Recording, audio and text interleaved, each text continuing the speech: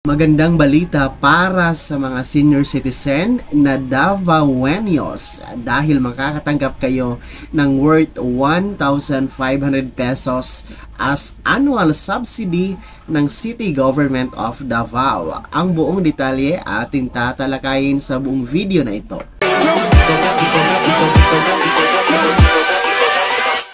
Hold up.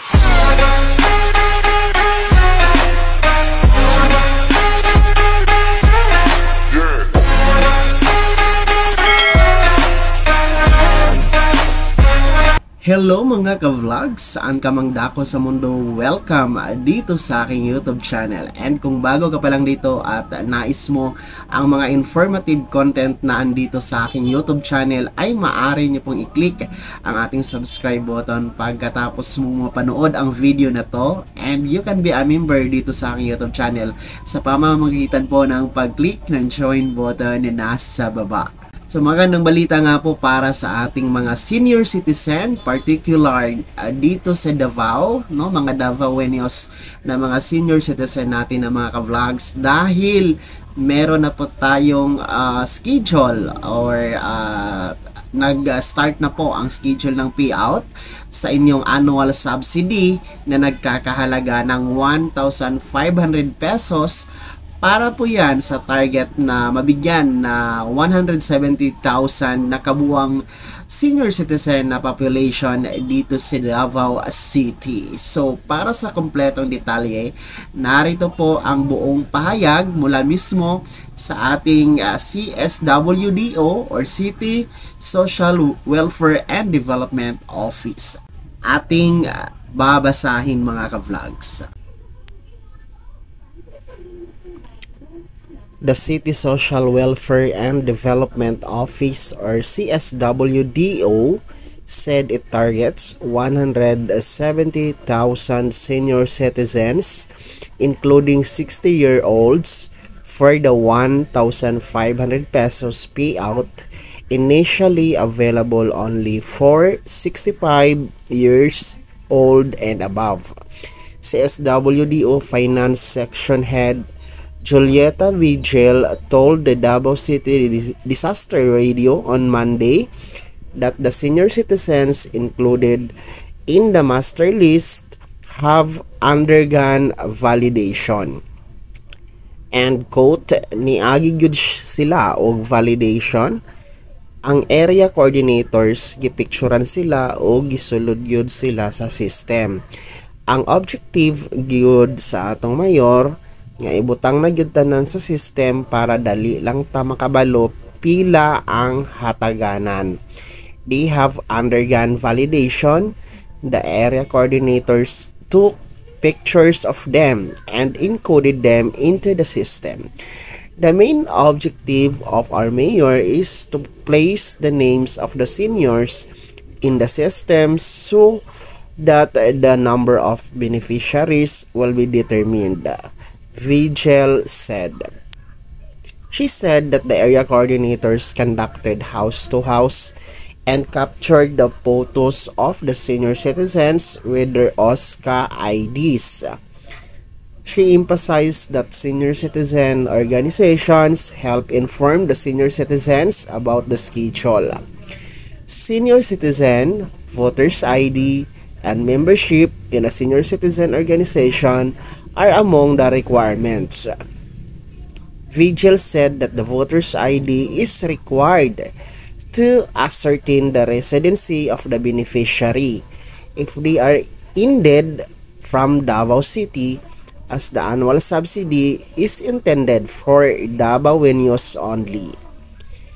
Para ni sa ato ang tabang sa ilaha, sa ilahang medisina o uban pang panginahanglan. Gamay lang ni nga kantidad pero makatabang ni sa ilahang maintenance, pangpalit nila og gatas ug uban pa. This is our help for their medicines and other needs. This is just a small amount but it can help them to buy maintenance, milk and others, Vigil said. She said that payouts are conducted in the barangay gyms. Bedridden senior citizens may authorize their nearest kin to claim their annual subsidy. Signed or thumb-marked authorization letter, OSCA ID of the senior citizen, and photocopy, government-issued ID, and the photocopied ID of the person authorized.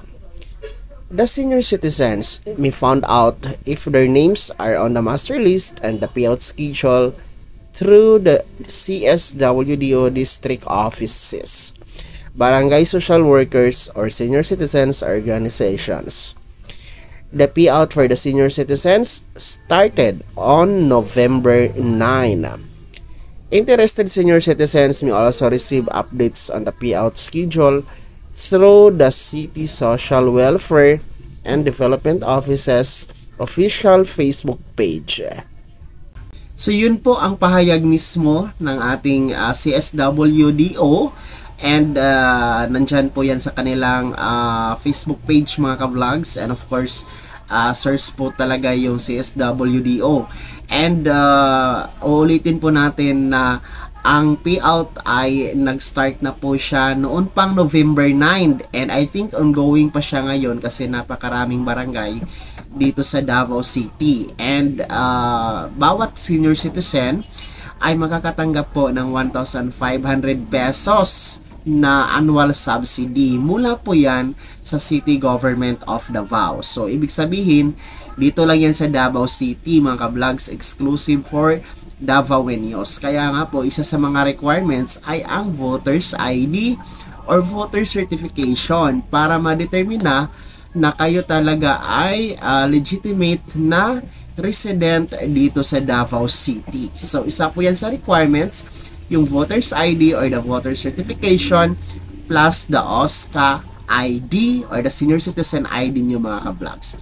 So ang payout naman ay nagaganap or magaganap sa inyong barangay gym, kung saan I believe nag-start na talaga since started noon pang November 9 mga ka-vlogs. So bago siguro matapos ang Pasko, no? Bago matapos ang December, ay makakatanggap na po lahat ng ating mga senior citizen sa kanilang 1,500 pesos na annual subsidy from the City Government of Davao. So, malaking tulong na rin po ito para sa ating mga senior citizen na mga Davaoenos na meron pong pambili ng maintenance na gamot, meron pong pambili ng gatas at iba pang pangangailangan nila na syempre sa sinabi na nga po ng ating CSWDO na maliit na bagay po itong 1,500 pesos, pero napakalaking tulong na po ito para sa pangangailangan